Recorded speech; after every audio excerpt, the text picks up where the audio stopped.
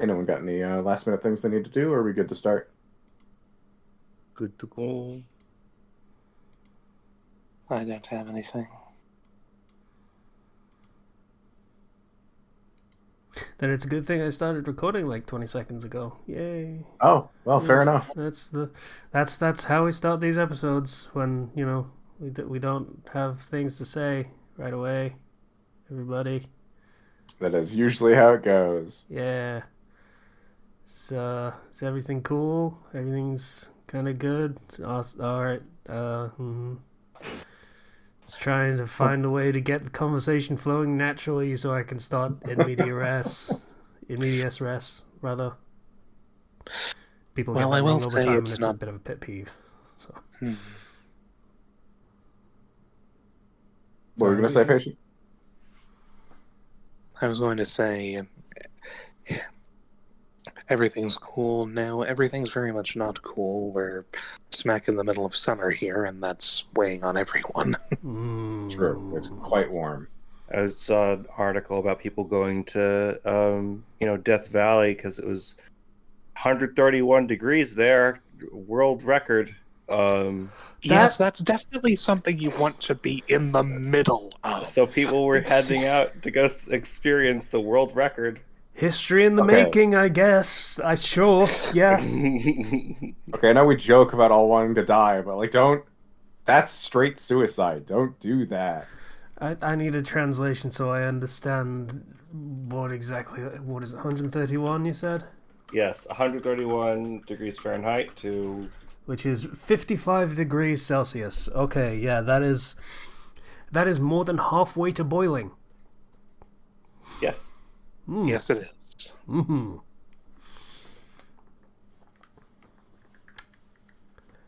Yeah. So yeah, that's the thing people wanted to experience in person for some reason. And they went out there and they realized, oh wow, it's really, really hot. This sucks. I'm in the desert. What exactly did the appeal of that lasts approximately 2 seconds. And then it's oh, this is bad. I don't know it lasts that long. I think it lasts until you're like getting close to the vicinity of where such temperatures are happening, because it's consistently getting warmer and you realize, oh shit, maybe this was a really bad idea. Yeah, that's good. And you don't have to go that far for unusually high amounts of heat either. I mean, down here in Central Texas, it's pretty common for it to get between 37, 38 degrees. It's not common for it to get up to 40, using Celsius for Casey's sake. Oh, thank you. I appreciate that. Made up numbers. Real numbers. Your temperature system is based on ice cubes. Ice, baby. Oh, I wonder how cold I can make it go with just my lab equipment. Oh, that cold? I guess that's 0. That's... At least we're not using Kelvin. Kelvin would be I the most don't think accurate, that would be a feasible system of argument measurement, even in Antarctica. Maybe in the depths of space. Kelvin is the only one that actually hits a real, genuine 0, though, so, Yeah. I forget what the name of the event is called, but it's something light bulb event, where it gets so hot that without AC you die. Like, you cannot be outside for an extended period of time without... I think that's in the range of, like, 50, I want to say. Because, apparently most of the Bible Belt was going through something like that a little while back. So that's great. Yeah, I'm not sure. A lot of things like that depend on what exactly the houses are built like and that sort of thing as well. Because like the number would probably be quite a bit lower here because we're built to insulate properties, so it traps heat. So I don't know. The only thing I have found is that according to the Old Farmer's Almanac, that at 130 degrees Fahrenheit, the survival time of a human begins to decrease drastically. the actual temperature which someone might die, however, can vary. Yeah. Yeah, that makes sense. Yeah. Considering that the human body is in a bad state if it's at 100 degrees.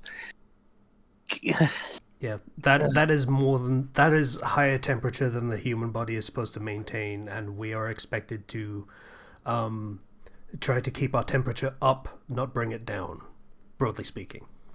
Yes. So,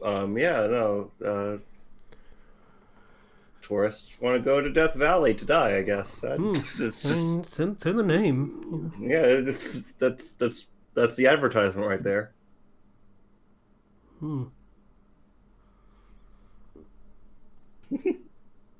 So yeah, that's been happening. How's everybody's week been? Dave the Diver is a fun game. I've never heard of it. What's it about, aside from diving I've into seen something? ads for that. I haven't seen very descriptive ads for that. Do tell. It is a combination of Dynadash, or one of the many other games that apes Dynadash, and also a diving undersea fishing game. Effectively. So you go on diving expeditions multiple times a day, and you catch a bunch of fish, then you bring them back up, and you help your buddy Bancho, who is an incredibly over-the-top serious sushi chef, to run his restaurant. Okay. Seems simple but fun. Yeah, it's good stuff. It is very goofy and weird, and naturally, it being like a deep sea kind of thing, there are sharks and things that you need to acquire in very much more like lethal fashion. So I'm going to pull up an image for you of your weapons dealer. I'm just gonna drop that. There you go. This is Duff, your weapons dealer. Wow. Okay. Seriously? Yeah. He is great. Delightful. He always says he always signs off with "Goodbye Eternity," which with a star in it, by the way, which that would be a catchphrase of one of those lovely statues he has on his desk, I presume. Yeah, that tracks. Yeah, the cast of this game is very fun. The tone is very light and goofy. And the gameplay loop is really satisfying. I don't know what I was expecting, but I wasn't expecting a blatant anime nerd being a gun expert. I'm in another server. There are a lot of those people. It actually makes a lot of sense, not gonna lie. Yep. Okay, thinking about it more, yes. This describes like half of the people on another server I'm on. It's just the guy from High School of the Dead. Yeah. It's just Kota.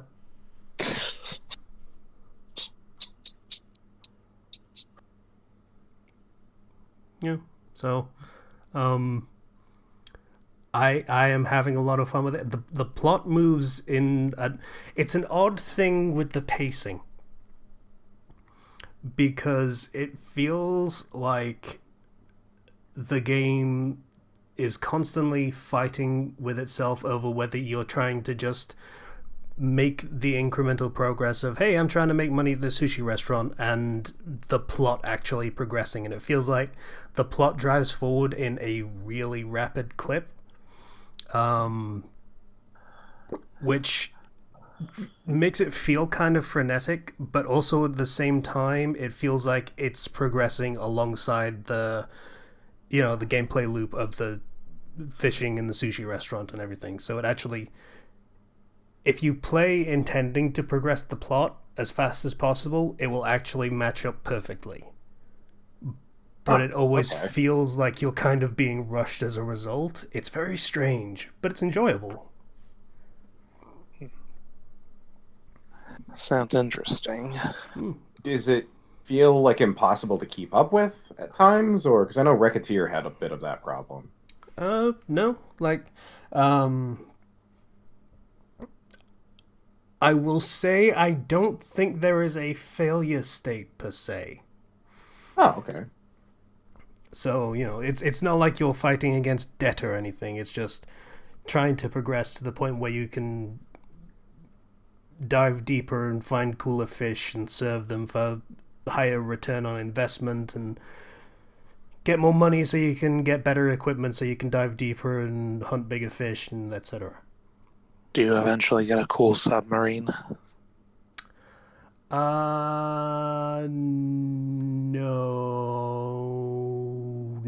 No, you don't.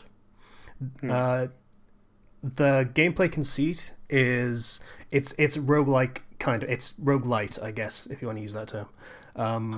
The map of the dive changes every time you go on a new dive, and you can have permanent equipment loadouts that you can set up before you go on the dive, but after that,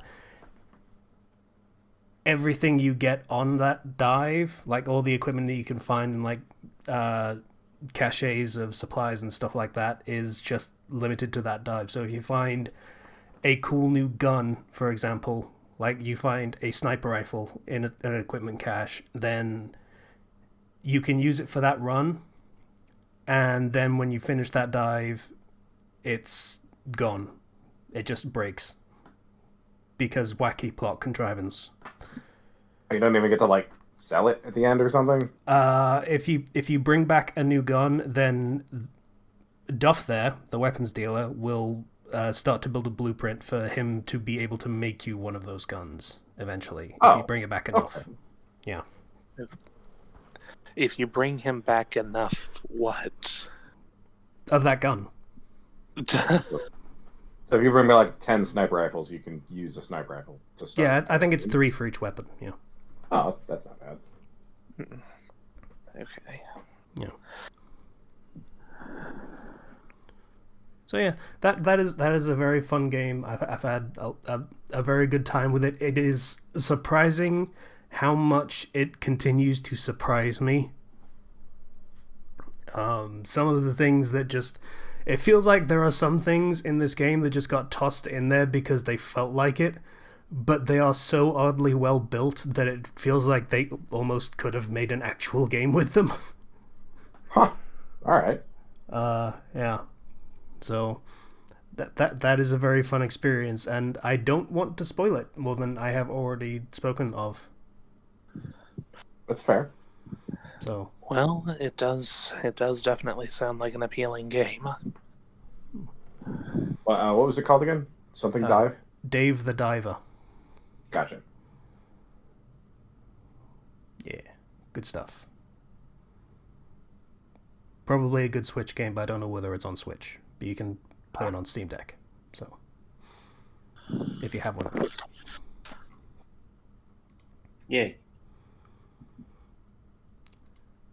That's pretty much all I got, though, because that has taken up a surprising amount of my time.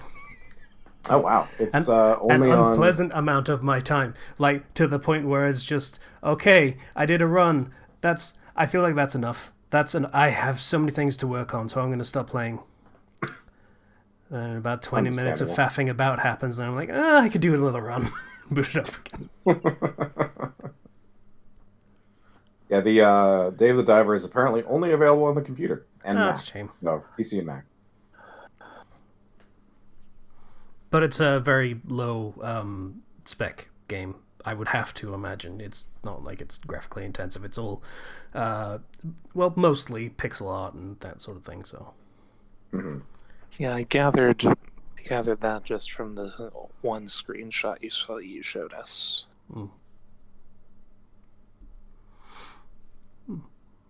It's good stuff. How's the writing stuff going? I've managed to finally finish a commission chapter yesterday, which means, guess what? I am now back on top of my stuff for exactly, say it with me now, one more day. One more day. Just keeping that head above water. Yeah. Well done. I mean, last week when I said that, I immediately got food poisoning after that, so I fell behind again. Yeah, that would do it.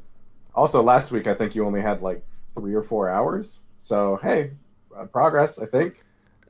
No, it's the same second. Like, the Patreon chapter is due on Monday, and that is the same. Like, it was just 3 or 4 hours until I had to actively start writing it. Yeah. So. Gotcha. But yeah, that's cool. I just gotta get that chapter done, and then I can work on other stuff that I want to work on for fun. So that's that.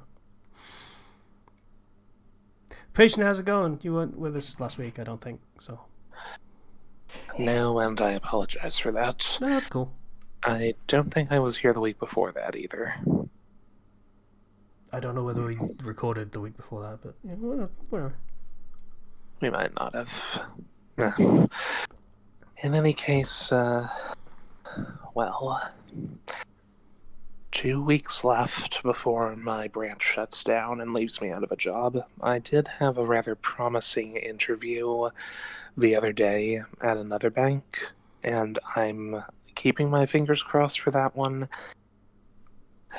But I was late arriving to the interview due to a GPS mishap that decided to take me to the next town over.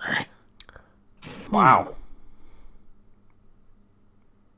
I mean, it's been a while since I've heard of an error that bad. Like, yeah, I asked it to take me to a place called South Maze Street. It proceeded to direct me to May Street in the next city over. Huh. So if I get a call back before the end of the month, because that's what the manager said, and find that I did not get the job, then that is going to be the reason why, and it's going to be a lesson that I'm not ever going to forget in any case. Hopefully they wouldn't hold that against you. How She late didn't seem to. She said several times that it hadn't affected my chances. However, she also made a point of saying several times throughout the interview, emphasizing how important it was to have someone that she could rely on at the new job. And while I have plenty of experience and expertise that could make me someone reliable, I don't know if that was dropping any hints or anything. I have gotten used to people lying to my face. So it's harder to trust people. Job interviews are a hellscape, so yeah. So I'm going to keep hoping for the best there and planning for the worst. And by that I mean continuing to apply elsewhere. Worst comes to worst, I'll still be getting another 2 or 3 months worth of paychecks before my severance runs out. That's good. All right. Yeah. Do you also get a big chunk of change from life insurance? Or retirement plans? Hopefully. I mean, I didn't pay too much attention when I was signing up for that particular benefit. I would have set aside a decent amount from my paycheck for that, I'm pretty sure, but I haven't been keeping overly track of it. Yeah. I know at my old job, they took out a certain amount just by default, and you had to be a member for like 7 years for it to be permanent. So, and I worked there for less than that, so they sent me a check for $2,000. Yeah, And me, I've barely been here a year. I started last May, so.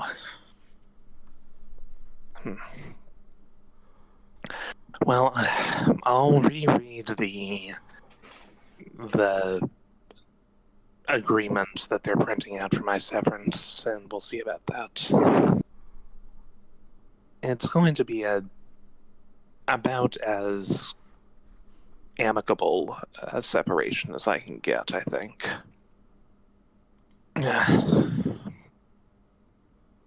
On a brighter note, Pikmin 4 comes out this week, right after I get my next paycheck, so I'm going to be buying that right away. I am very, very much looking forward to that. I still haven't touched the demo. If I do, it's probably going to be on Thursday, the day before I get it. Just because I can be patient, but sometimes I do not want to be patient. So I have been patiently putting off the full experience so that I won't go crazy from the taste I get being unable to have any more. Yeah, that's fair.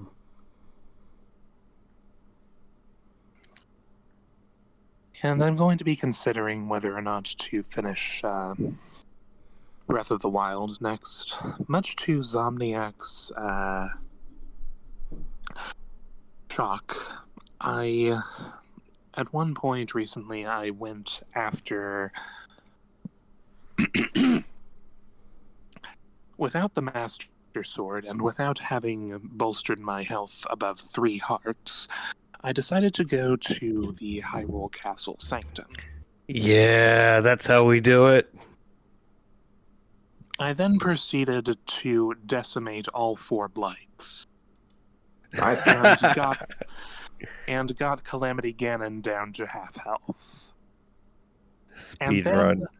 And then I discovered that after all, it was actually a detriment that I never really got the hang of learning how to do parries and perfect blocks and that sort of thing.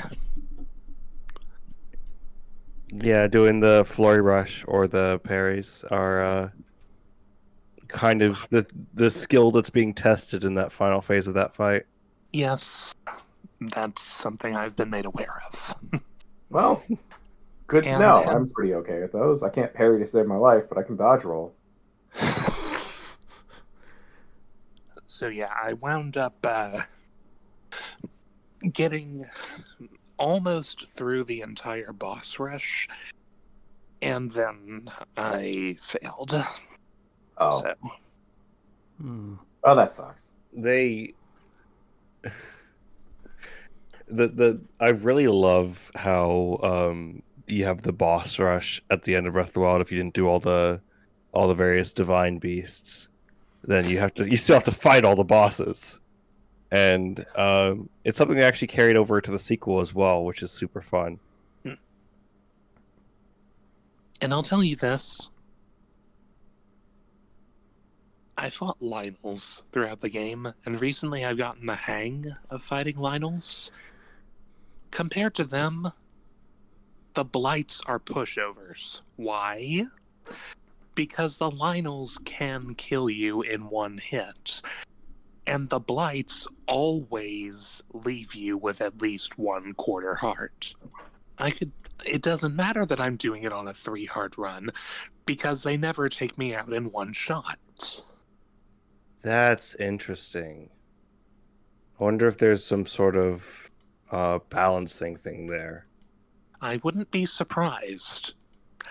But frankly, I am just the slightest bit disappointed because it gives a lot of potential to cheese it.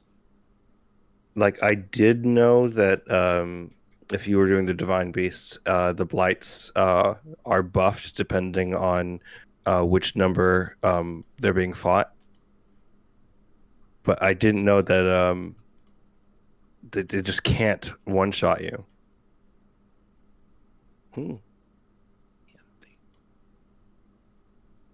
I was surprised too, but based on my experience, they can't take you to full health to no health in one blow.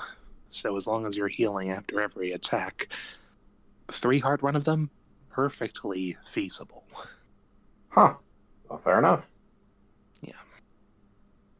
Didn't expect that to work. I just assumed you would immediately die to pretty much everything. Yeah, I know for a fact though that like speedrunners will do the 3 heart run and just race right over there and grab all the good weapons in Hyrule Castle and then just go ham. I mean, I will say, I didn't head straight for Hyrule Castle. I went there earlier than I should have, but the first thing I did was complete the map by activating all the towers. Mm-hmm. Then I went hunting for the shrines, and I maxed out the stamina wheel and have collected a few dozen more spirit orbs and just haven't traded them out for more heart pieces yet. Mm-hmm.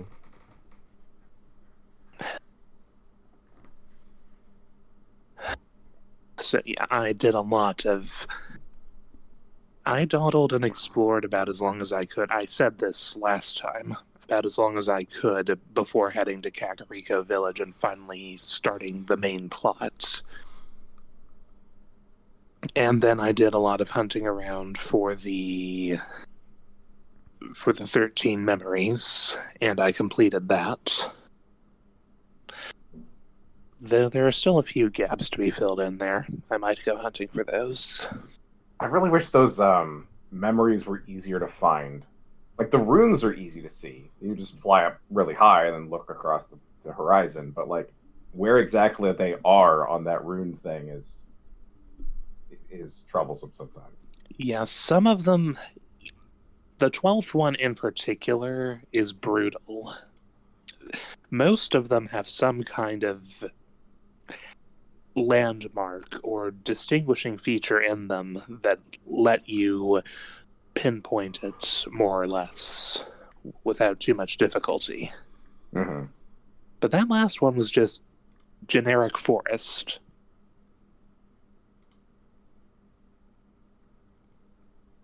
Yeah, I actually forget which ones I struggled with specifically, but I want to say there was a couple that I spent a lot more time on than the other ones. That was for sure. I do remember that much, at least. Yeah. Well, it has been a fun game, and there's a lot that I haven't done yet. Mm-hmm. Most of the main plot I haven't done yet, but without having taken on any of the divine beasts myself, I have gotten to the point where guardians are pushovers. Literally, because you keep pushing them on their sides. Guardians are like the scariest thing until you learn how to bully them. Yeah. You just get a two-handed weapon and start spinning around them. All you've got to do is keep shooting them in the eye. That's all there is to it. One thing I really appreciate is that Tears of the Kingdom is significantly harder. Just by sheer amount of enemies increased throughout the world, and they all hit much harder. That much, I'm not really a fan of how hard they hit, but I do appreciate that they are more aggressive. Mm-hmm. I'll be looking I forward to that. I wanted to encourage you to get better armor. Get better armor or craft defense food. Does that actually work? Yeah. I've made a couple raised defense things, and they just don't seem to ever do anything. It depends. There's like 3 levels of defense. Yeah, that'd do it. All right. So if you get the 3 defense food, that is a big difference compared to like 1 defense food. I can testify that much from what I've played in Breath of the Wild alone. Mm-hmm. But yeah, there's not been a lot going on, just job searching and working and steadily drawing closer to the last day. and meanwhile just enjoying games and debating what to do about Breath of the Wild and debating getting back into some of my Pokemon games. And I still haven't opened Hades yet.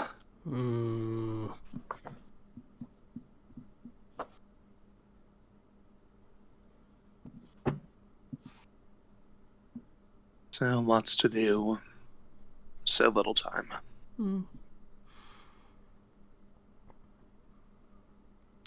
Especially Well, I hope you enjoy the game when you do move on to it.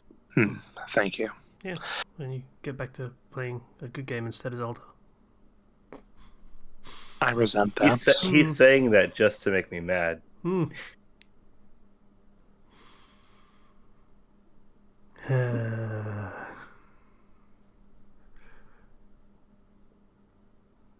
So, Sisa, how's it going? Pretty good.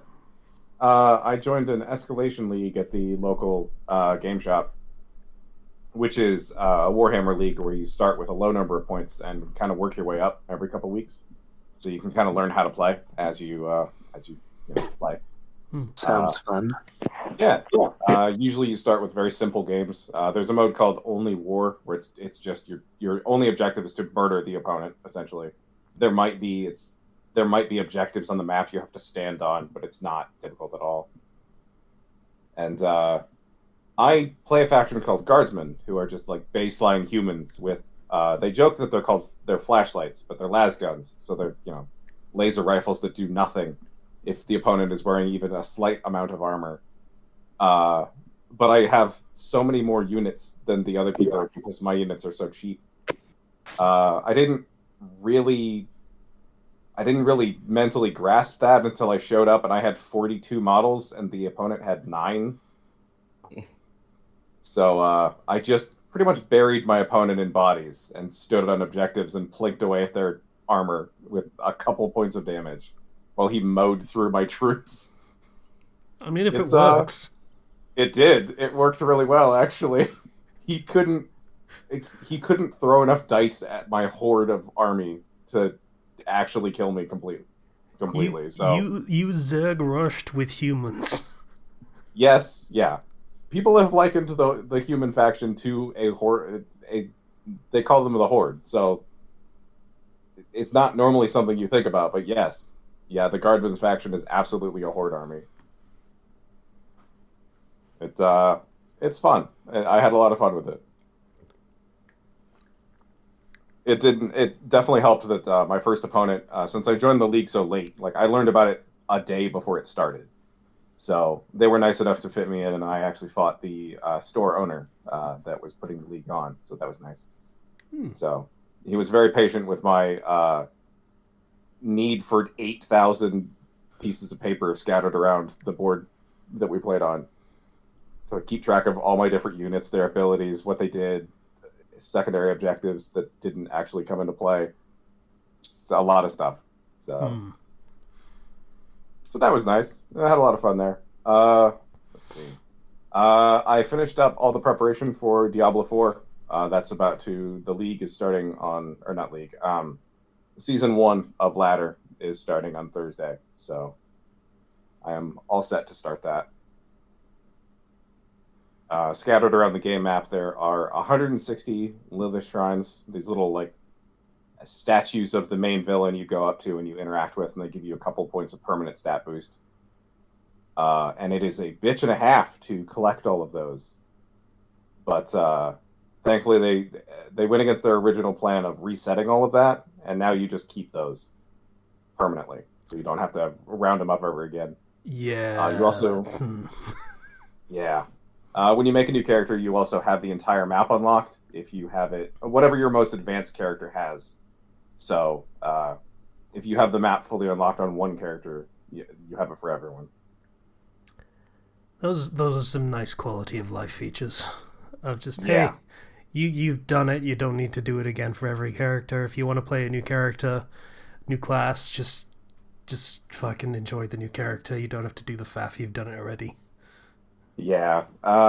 There are, I think, 19 waypoints in the game. There's 5 areas. Each area has a capital city and then a couple small outpost cities. I'm not sure if they're going to let you keep the capital waypoints and then everything else gets reset, or what. But either way, it's not too bad. With the map unlocked, you know where they are, so you can just run there yourself.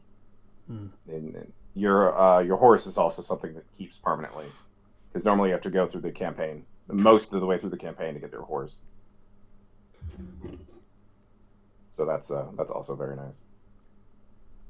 I don't think I've really done much else. It's pretty much been play that, handle house stuff. Like my girlfriend bought a house a little while back, and we found out that the entire basement is not up to code, so that's fun. Just a lot of plumbing that needs completely redone.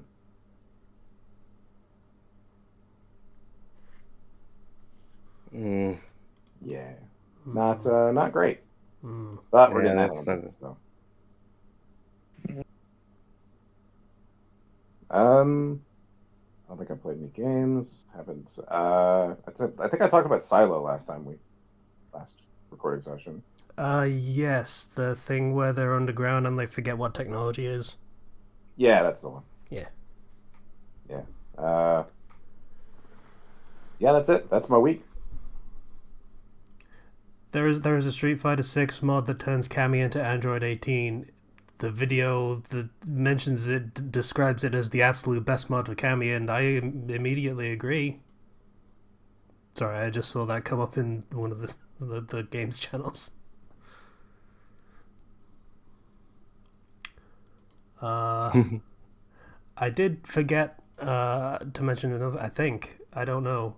Did I mention last time that I had been playing Dragon Age? I don't know when I started playing that again. I don't think so. Yeah, because the commission chapter that I finished is a Dragon Age commission, kind of. Oh, yeah, you mentioned you were going to have to play it or read the books or something. Yeah, probably should still read the fucking books. But forgot about that bit. I've been reading the wiki articles, which is totally the same thing, right? So yeah, I reinstalled the game and went through the rigmarole of installing a bunch of mods, because of course I did, because it's me. That is still a fun game. I forgot how much I enjoyed it the first time, and I still enjoy it now. It's very unexpected. That game was like, what, 2006? Something like that. It's pretty old. Yeah. It was a contemporary of the first Mass Effect. I remember that much. Yeah, and that game is still very fun, still very enjoyable. I forgot how I either forgot or I never experienced how catty Leliana and Morrigan get if you happen to be romancing both at the same time. Oh, it got fierce in a way that I was not expecting. Like, whoa.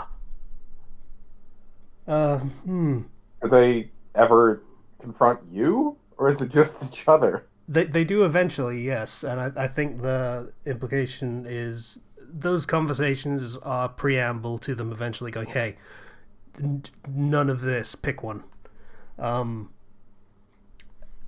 Though I have a mod installed that makes that not happen. Because, again, it's me. So, yeah, they like, I'm in the starting town, basically, and I cross over a bridge, which is one of the conversation points where it just suddenly has your companions start talking to each other, and just immediately, because I took the time to talk to both of them and get their relationship points up, immediately they start absolutely tearing into each other. It just completely threw me for just how vicious it suddenly was out of nowhere. Like, the first time they had a conversation, they were about to kill each other with words. Wow, that happened fast. So yeah, that was surprising. But yes, the gameplay is still very fun, and that's good because I have to write a story in this setting, and it's very complicated and stuff. So, yeah, that was the thing I forgot to mention. Zero, how's it going? It's going pretty good. So I decided I would advance in the gotcha game, Fate Grand Order, and do the sixth Lost Belt, Oh, and yeah. that is a 20-hour game. Yeah. That one story chapter is a 20-hour visual novel. Yep. My gosh. Jesus. You could package that and sell it off on its own. That was really, really good, actually. I really liked it a lot. Yeah. Did they not? Is it free DLC? It is free. It's a gotcha I game. mean, it's a gotcha game, so Oh, well, fair enough. I mean, if you want the characters, you can roll with that currency. I didn't spend any money, and I did get the characters I wanted, so I call that a success. Actually, no, I don't think I did spend any money on the LB6 banners. Yeah, so had a great time with that. Very, very good story. That was written by Nasu himself, who, wrote all the original Fate stuff.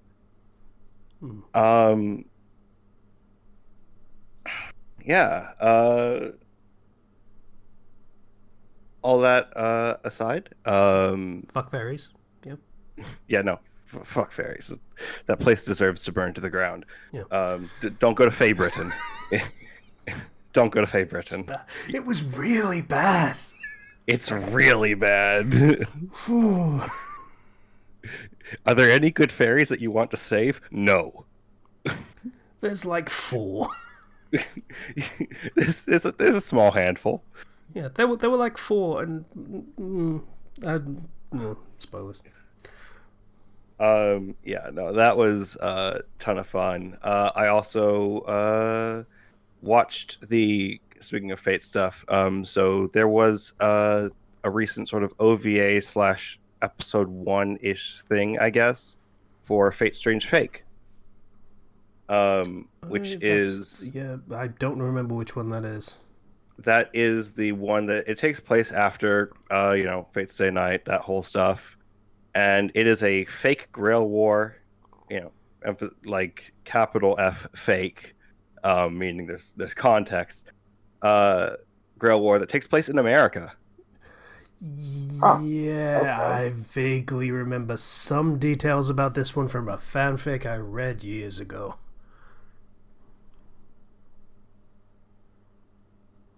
And it is really good.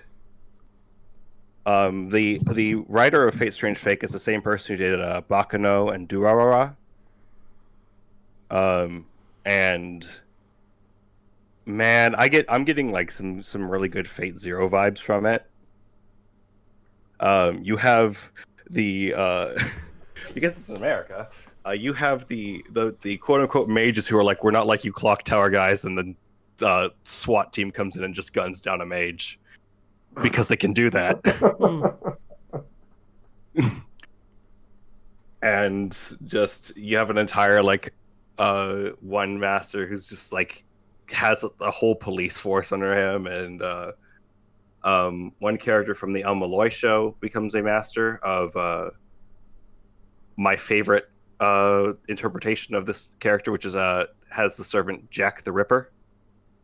And this Jack the Ripper is a berserker who is invisible because nobody ever found out who he was. Oh shit, that's terrifying. Because nobody ever found out who he was, that means he can be basically anybody. So he can shape change into any person. That's really fucking cool. It's a really cool interpretation where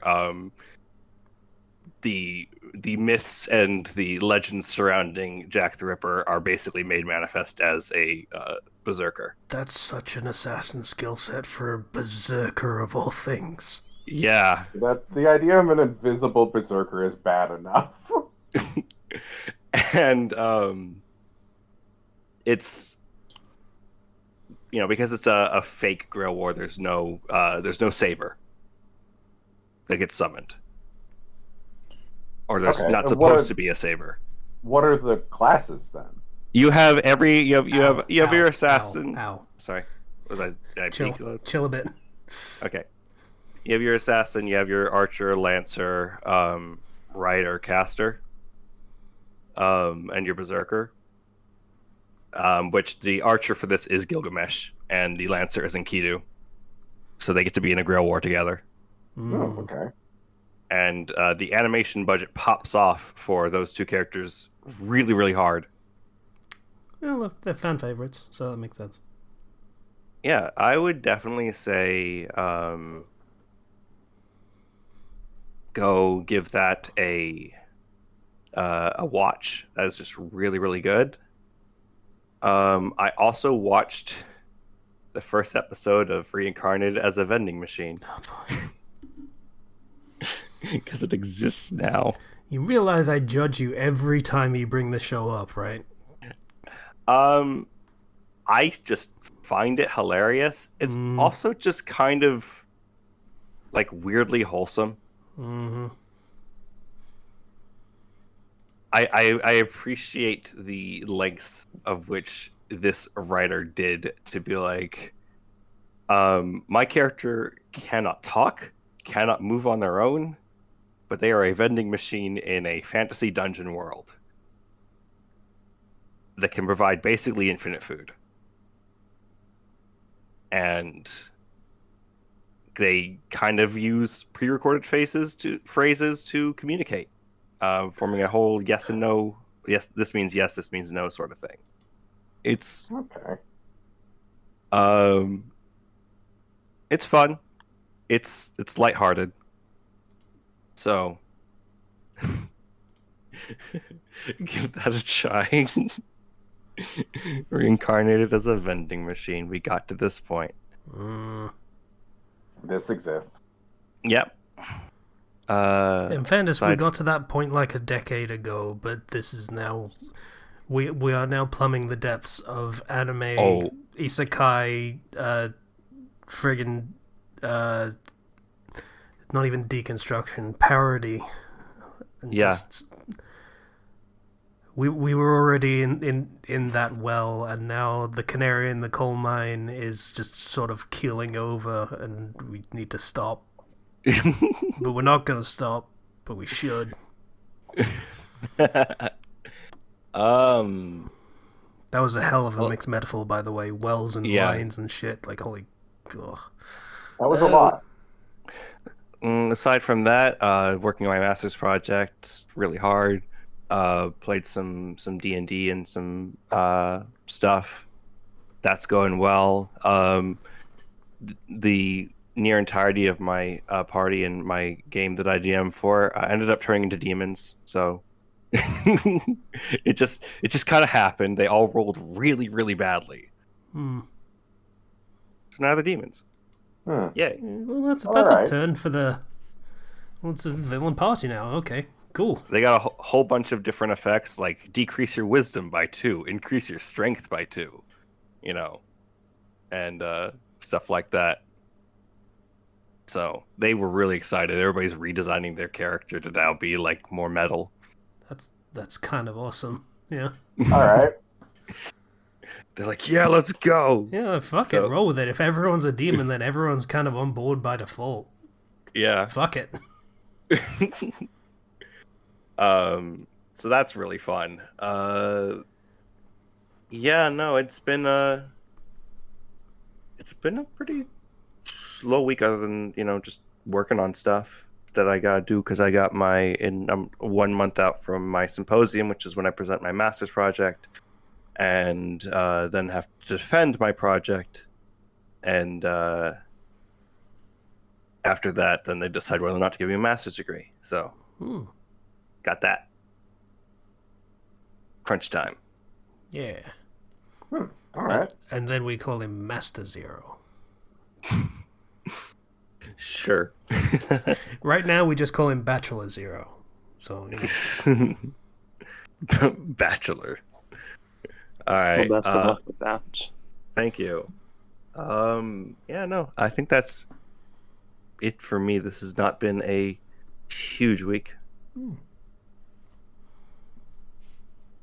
Seems like it hasn't been for most of us. I mean, we've come to the end of all four of us, and it hasn't even been an hour. Yeah, I did things. I played video games. You guys need to step it up. Apparently, yeah. It's gonna be more interesting. Yeah. I swam in the pool one night this week. There we go. That's something. Oh, cool. Okay, let's have 10 minutes of us dunking on Zero for being, like, upper class and shit. I mean, I have a pool at my apartment complex. I don't use it, because I'm not in the best physical state for it, and kind of self-conscious about that. Something I'm still working on. And B, because even if I wasn't obese, I'm still very tall, and the pool only goes up to 4 feet. So, Not especially useful, yeah. No. Yeah, well.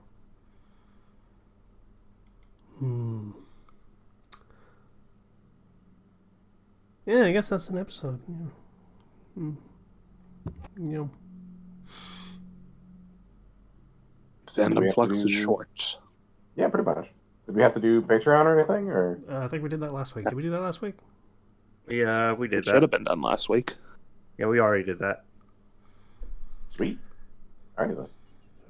This episode is ending as awkwardly as it began, so that's on brand. All right, so that's Patreon link in the description, Discord link in the description. Bye, everybody. Bye. See you guys. Adieu.